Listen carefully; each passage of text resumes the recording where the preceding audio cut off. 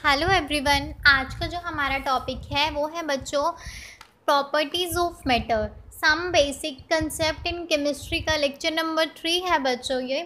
ठीक है, तो देखो इसमें हमें क्या देखना है। प्रॉपर्टीज़ ऑफ मैटर में हम सबसे पहले देखेंगे कि properties of matter further 2 parts में डिवाइड है बच्चों। देखो यहाँ पे first is chemical properties and second one is physical properties. तो हमें ये देखना है कि फिजिकल प्रॉपर्टीज़ क्या होती हैं और केमिकल प्रॉपर्टीज़ क्या होती हैं। ठीक है बच्चों, इसके बाद हम स्टडी करेंगे फिजिकल क्वांटिटीज़ के बारे में। तो देखो फिजिकल प्रॉपर्टी होती क्या है बच्चों, are those which can be measured और ऑब्जर्व विदाउट चेंजिंग आइडेंटिटी और composition of substance. It means हम इसे देख सकते हैं, हम फील कर सकते हैं, मतलब महसूस कर सकते हैं, हम उसे ऑब्ज़र्व करेंगे और कैलकुलेट करेंगे। वो होती है हमारी फिज़िकल प्रॉपर्टीज़। ठीक है बच्चों, अब देखो केमिकल प्रॉपर्टीज़ हैं जो, वो क्या होती हैं, are those in which chemical changes occur in substance. It means जो हमारे पास क्या है, रिएक्शंस अक्कर करेगा, जो सब्सटेंस केमिकली अक्कर कर रहा है हमारे पास। ठीक है, वो क्या होता है, वो क्या करता है, रिएक्टेंट से प्रोडक्ट में कन्वर्ट हो जाता है, मतलब उसकी आइडेंटिटी लॉस हो जाती है। लेकिन फिजिकल प्रॉपर्टीज़ में ऐसा नहीं होता। उसमें क्या होता है, हम आपको रिएक्शंस नहीं करवा रहे हैं, मतलब हम जस्ट उसको ऑब्जर्व कर रहे हैं। मीन्स फिजिकल प्रॉपर्टीज़ में क्या होगा, हम उसको रिएक्शन करने के लिए नहीं देंगे, सिर्फ उसको ऑब्जर्व करेंगे एंड कैलकुलेशंस निकालेंगे उसकी। ठीक है, ये तो थी बच्चों हमारी फिजिकल प्रॉपर्टीज़ की डेफिनेशन और केमिकल प्रॉपर्टीज़ की। ठीक है, डन। अब फिजिकल प्रॉपर्टीज़ में हम क्या ले सकते हैं, डेंसिटी जिसको हम डी से डिनोट करते हैं एग्जांपल में। ठीक है, melting point means M dot P, फिर boiling point B dot P and volume. Done.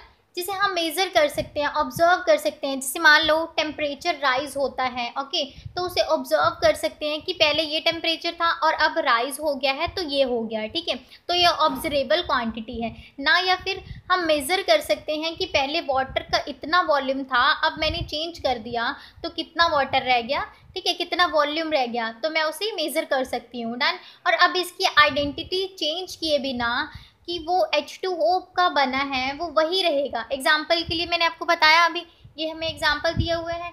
ठीक है, अब आती है बात केमिकल प्रॉपर्टीज़ की। मैंने बताया, मतलब मैंने बताया कि केमिकल रिएक्शन अक्कर करवानी है। जैसे टेम्परेचर इंक्रीज़ कर रहे हैं तो रिएक्शन क्या होगी, अक्कर कर रही है। ठीक है, और मतलब एक ही सब्सटेंस जब एक दूसरे सब्सटेंस में अक्कर होता है तो वो केमिकल चेंज होता है।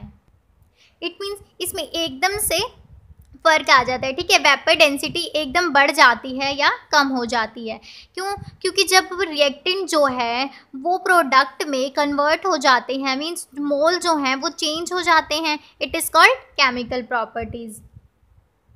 अब हम इन्हें मेज़र कैसे करेंगे, इसकी भी एक ट्रिक होती है बच्चों, इसका भी एक तरीका होता है करने का। अगर हमें फिज़िकल क्वांटिटीज़ को देखना है, ठीक है, उसको करना है, हमें कोई भी दो चीज़ का पता, मतलब मीन्स दो ऐसी चीज़ है जिसका हमें पता होना बहुत ज़रूरी है। एक तो होता है बच्चों नंबर, ठीक है, नंबर को हम NO लिख सकते हैं। ठीक है, और दूसरा क्या होता है हमारे पास, SI यूनिट्स। ठीक है, मीन्स यूनिट्स है हमारे पास। जैसे मान लो कोई भी 10 किलोमीटर है, ठीक है, मान लो कोई भी एक लड़का है वो 10 किलोमीटर गया, ठीक है, तो उसका जो नंबर होगा वो कितना होगा, 10। मीन्स वो 10 किलोमीटर गया तो 10 जो होगा वो नंबर में आ जाएगा और मीटर क्या हो जाएगा, उसका यूनिट हो जाएगा। ठीक है, अगर मुझे किसी भी फिजिकल क्वांटिटी को मेज़र करना है, मीन्स डिस्टेंस मेज़र किया, फिजिकल क्वांटिटी को मेज़र करने के लिए दो चीज़ों का लेना बहुत ज़रूरी है। वो क्या है, नंबर एंड यूनिट्स। जैसे आपने कोई चीज़ ली, एग्जाम्पल के लिए एक और चीज़ समझ लो ताकि आपको क्लैरिफिकेशन हो जाएगी। 2 किलोग्राम कोई भी चीज़ ले ली है, ठीक है, तो उसका नंबर कितना हो जाएगा, 2 हो जाएगा, और यूनिट क्या हो जाएगा उसका,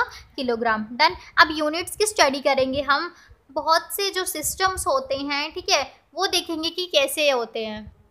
बात करते हैं हम SI यूनिट्स की बच्चों। क्या होती है ये, इंटरनेशनल सिस्टम ऑफ यूनिट्स। क्या होते हैं, a unit is defined as standard of reference chosen to measure physical quantity.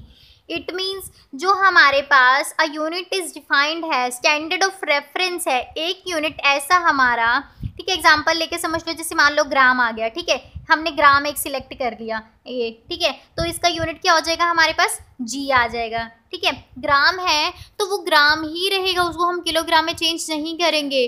अगर मान लो हमारे पास ऐसा यूनिट किलोग्राम ही दे दिया है, ठीक है, तो उसको हम किलोग्राम ही रखेंगे, उसको किसी और प्रॉपर्टी में चेंज नहीं करेंगे, ठीक है। तो ये तो है यूनिट ऑफ स्टैंडर्ड जो हम सिलेक्ट करते हैं ताकि किसी भी फिजिकल क्वांटिटी को मेज़र कर सकें।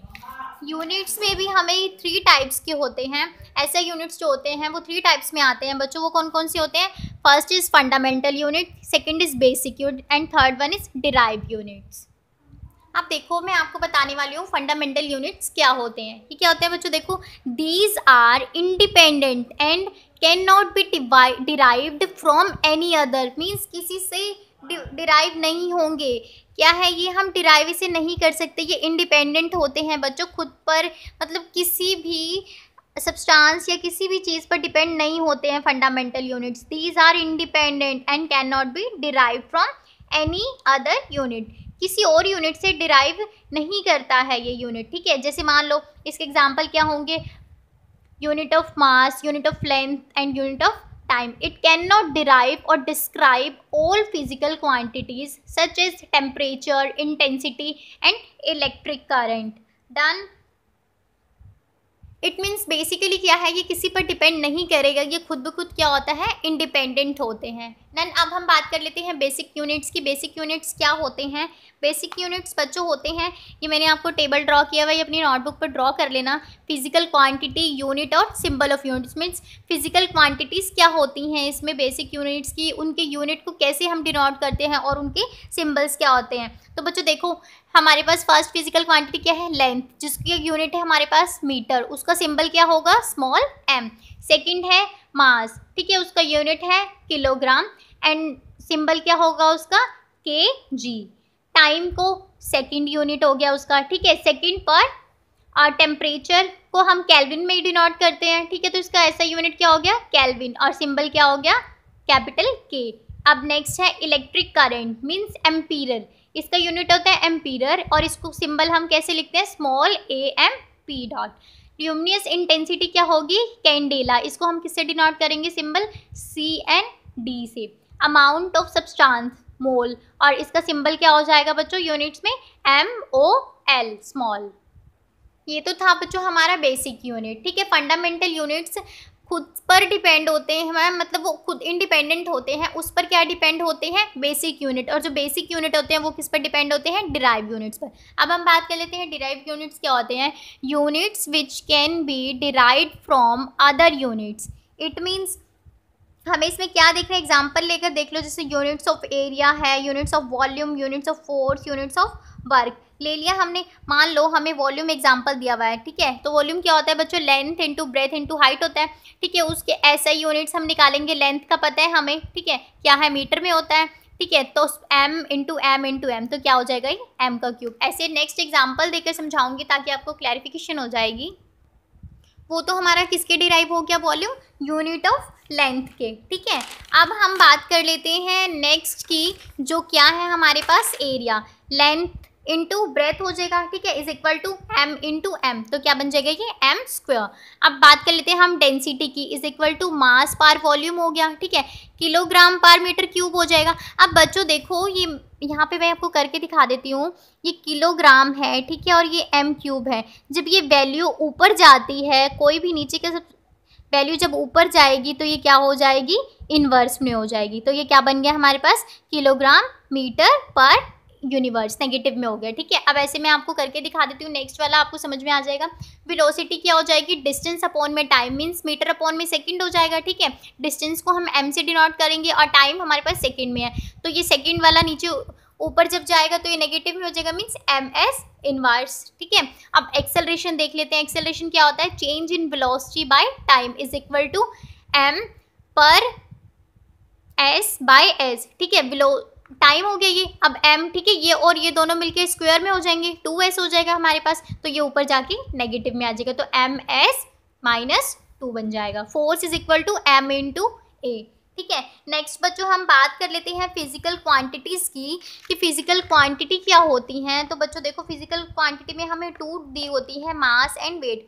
तो बच्चों आप सोच रहे होगी कि मास और वेट में क्या फ़र्क होता है, तो बच्चों मैं आपको बताती हूँ मास और वेट में क्या डिफरेंस होता है। मास क्या होता है? It is the amount of substance present in a body. It means जो फोर्स ग्रेविटी के कारण सरफेस पर लगी है, मान लो कि कोई भी सब्सटेंस दिया हुआ है हमें, ठीक है, वो ग्रेविटी की वजह से सरफेस पर लग रही है, तो वो क्या हो जाएगी, मास। और अब जो वो है वो कांस्टेंट रहेगा, ठीक है। मास तो हमारे पास जो ग्रेविटी में लग रही है सरफेस पे, तो वो कांस्टेंट होगी। और वेट की बात करें हम, तो क्या है, it is a force exerted by the body of substance due to gravity. It means क्या हो जाएगा, ये amount of substance present in a body, क्या कह रहा है ये, कि जो बॉडी के हिसाब से प्रेजेंट है, ठीक है, हमारे पास एक्सर्टेड है, वो चेंज हो जाएगी। मान लो अब मेरे को मून पे जाना है, कहीं पे भी जाना है, किसी माउंटेन पर मैं गई हूँ, तो वहाँ पर मेरा वेट चेंज हो जाएगा। और जब मैं अर्थ पे हूँ तो वहाँ पे मेरा वेट चेंज हो जाएगा। मास तो नहीं चेंज होता ना, वो तो कांस्टेंट रहता है। और वेट हमारा टाइम टू टाइम चेंज होता रहता है, कभी ज़्यादा हो जाएगा, कभी कम हो जाएगा। इसलिए इसका क्या हो जाएगा, it is a force exerted by the body of substance due to gravity, ठीक है। अब हम बात कर लेते हैं इनकी कन्वर्जन्स की। तो बच्चों मास की कन्वर्जन क्या है, SI unit is equal to kilogram, ठीक है, इसको हम किलोग्राम में डिनोट करेंगे। तो 1 kg, ये आपने 10th क्लास में बच्चों छोटी क्लासेस में किया होगा, 1 kg is equal to 10 cube gram, ठीक है। 1 milligram is equal to 10 minus 3, ठीक है, मतलब 10 की पावर -3 हो गया। 1 माइक्रोग्राम, इसको हम म्यू से डिनोट करते हैं बच्चों, म्यू ग्राम, ठीक है। मिलीग्राम को ये क्या हो गया, 10⁻⁶ ग्राम। अब नेक्स्ट ले लेते हैं हम वॉल्यूम। SI यूनिट क्या हो गया, m क्यूब, हमने वॉल्यूम का निकाला था, कितना होता है वो, length into breadth into height, means m into m is equal to m cube, ठीक है। इसका बेसिक यूनिट LT में होगा, ठीक है। 1 L is equal to 1000 ml is equal to 1000 centimetre cube. तो क्या हो जाएगा, ये क्या है, DM मीन्स डेसिमल, ठीक है, क्या हो जाएगा, ये डेसीमीटर हो जाएगा। 1 DM इज इक्वल टू, ये डेसीमीटर है, तो कितना हो जाएगा, 1000 सेंटीमीटर क्यूब, ठीक है बच्चों। अब नेक्स्ट हम बात कर लेते हैं टेम्परेचर की। तो टेम्परेचर बच्चों आपको पता है डिग्री सेल्सियस फ़ारेनहाइट में दिया जाता है। तो ये क्या है, डिग्री C, ठीक है, डिग्री फ़ारेनहाइट भी है, केल्विन भी है। केल्विन हम सिर्फ कांस्टेंट रहता है ये, इसलिए हम इसे कैपिटल K से डिनोट करते हैं। फ़ारेनहाइट है, हमारे पास फॉर्मूला है 9/5 डिग्री C प्लस 32, ठीक है। और अगर एक और हम बात कर लें केल्विन की, तो is equal two degree C plus 273.15 means 15 हो गया, ठीक है। और इसकी बच्चों क्या होती है टेम्परेचर की, सेल्सियम स्केल होते हैं, 2 टाइप्स के स्केल होते हैं। फर्स्ट होता है सेल्सियम स्केल, दूसरा होता है freezing of water is equal to 0 degree Celsius में होता है ये, ठीक है। इसका बॉइलिंग पॉइंट क्या हो जाएगा, 100 डिग्री सेल्सियस। और फ़ारेनहाइट स्केल में क्या होगा बच्चों, 2 टाइप्स के मैंने बताया स्केल होते हैं, एक तो सेल्सियम स्केल और दूसरा है फ़ारेनहाइट स्केल। तो इसको कैसे करेंगे हम, फ़ारेनहाइट जो हमारे पास फ़ारेनहाइट स्केल में जो फ्रीजिंग ऑफ वाटर होगा, फ्रीजिंग ऑफ वाटर को मैंने F और P से डिनोट किया बच्चों, तो क्या हो जाएगा 32 डिग्री, ठीक है, फ़ारेनहाइट। और boiling point is equal to 212 degree Fahrenheit, ठीक है बच्चों। अब मैं आपको होमवर्क देती हूँ, आप उसको करके देखना, ताकि आपको पता लग जाएगा कि आपको समझ में आया है नहीं, ठीक है। इसको आप फ़ारेनहाइट में चेंज करके देखना, फिर कमेंट बॉक्स में मुझे आंसर लिखकर दिखाना इसके, मैं चेक करूँगी बच्चों सबके कमेंट, ठीक है। आपको मेरी वीडियो कैसी लगी लाइक करके ज़रूर बताएं कमेंट में, एंड शेयर ज़रूर करें, सब्सक्राइब भी कर लें, ताकि मेरी नेक्स्ट वीडियो की नोटिफिकेशन आपकी स्क्रीन पर ऑटोमेटिकली आपको मिल जाए। Thank you.